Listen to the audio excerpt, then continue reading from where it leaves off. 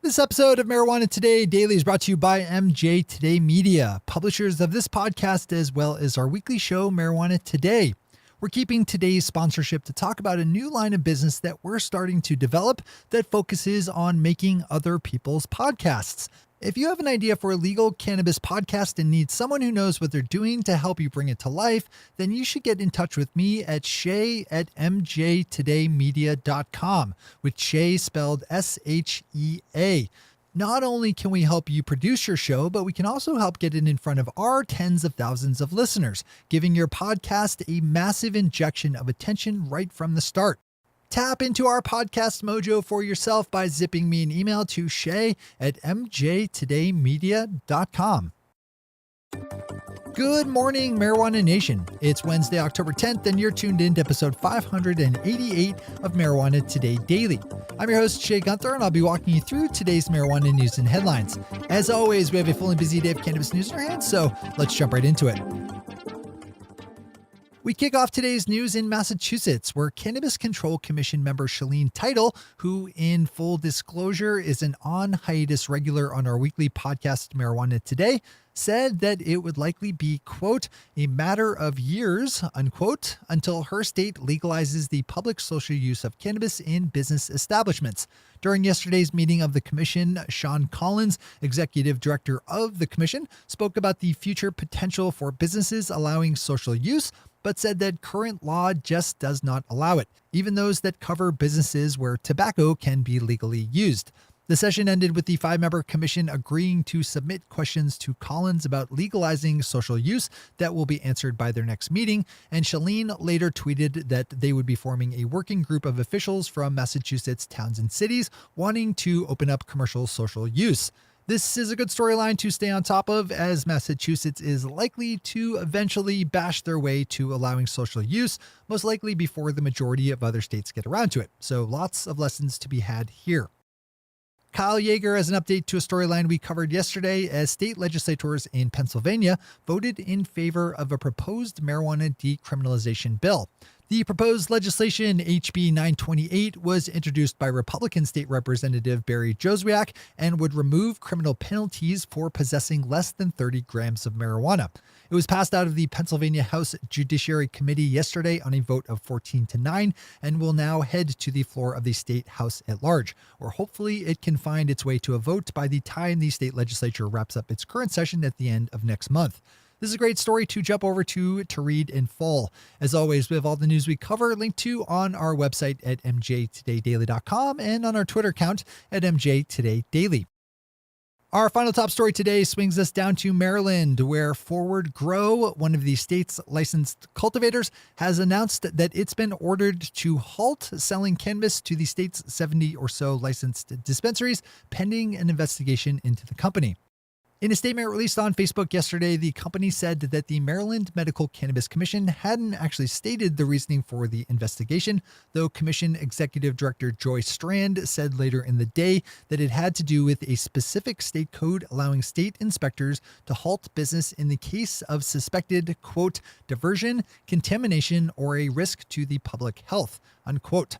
This is another story that I'd pop open for the full read today. Those are our top stories for today. It's time for Marijuana Today Daily Headlines Blitz.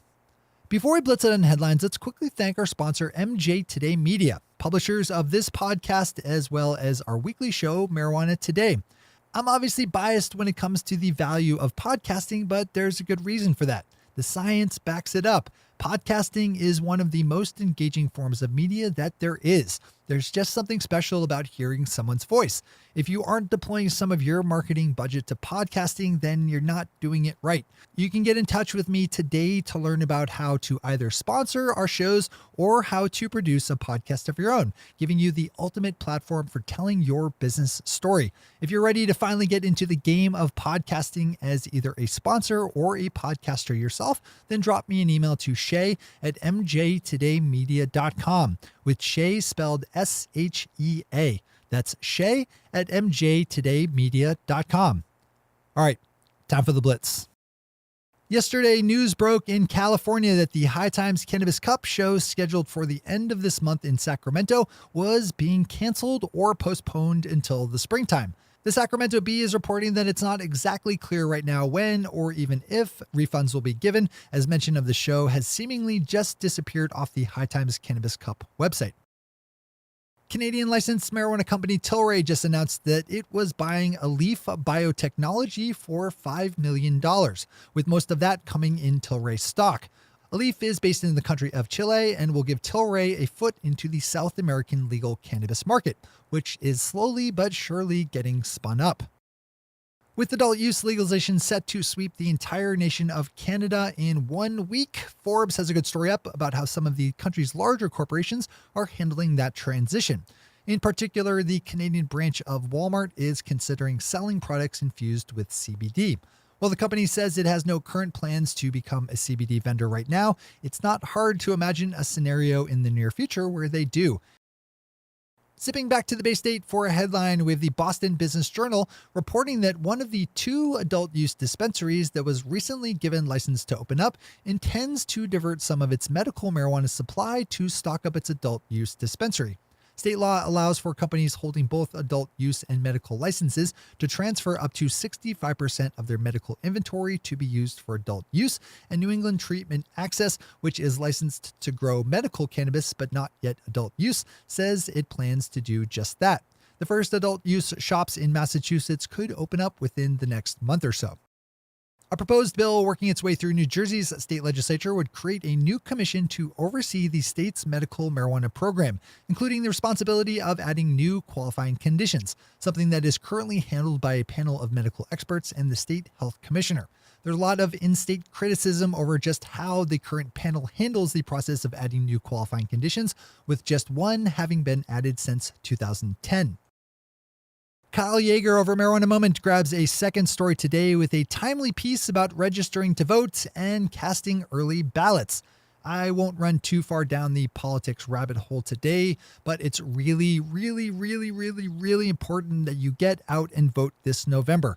Not only are there a lot of marijuana-related ballot measures up in a number of states, but it's vital that we vote every single Republican on the ticket out of office to punish them for having a criminal, tax-dodging, rape-enabling, pussy-grabbing, idiot savant, orange moron as president. Vote every single Republican out.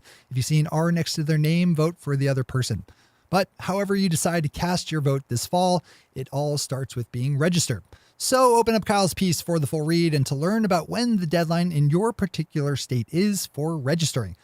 And as always, if my spot-on description of Dictator Trump hurts your feelings and makes you feel sad, buck up Buttercup Snowflake, because I don't care and I don't want to hear about it. Finishing up today's headlines is the state of Nevada, which is continuing to just kill it when it comes to their legal cannabis industry. According to new numbers released yesterday by the Nevada Tax Department, its legal marijuana industry paid in just under $8 million in sales tax to the state in July, up 92% from last July, the first month when adult use sales were made legal. Those are the headlines and news for the day. I'll be back with you again tomorrow morning with another information-packed episode of Marijuana Today Daily. But in the meantime, if you have any stories to share or feedback to give, zip us an email to headlines@mjtodaydaily.com. And while you're clicking around the interwebs, swing over to our Twitter account at mjtodaydaily and visit our website at mjtodaydaily.com to find links to all the news we cover. Thanks to our sponsor, MJ Today Media, and to all of our awesome patron listeners for the support that makes this show possible. To join the illustrious ranks of the patron listeners yourself, swing over to our website at mjtodaydaily.com and click on that big blue button at the top of the page that says Become a Patron. I'm your host, Shay Gunther. Thanks for tuning in, starting your day with marijuana today. Today.